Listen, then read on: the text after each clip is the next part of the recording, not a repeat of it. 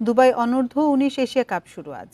উদ্বোধনী ম্যাচে আফগানিস্তানের মুখোমুখি হবে বাংলাদেশ। খেলা শুরু সকাল 11টায়। বর্তমান চ্যাম্পিয়ন বাংলাদেশ শ্রেষ্ঠত্ব ধরে রাখতে মরিয়া। ওয়ার্ম আপ ম্যাচে ভারতের বিপক্ষে 27 রানে জয় আত্মবিশ্বাস বাড়িয়েছে। অধিনায়ক আজিজুল হাকিম তামিম দলের বড় ভরসা।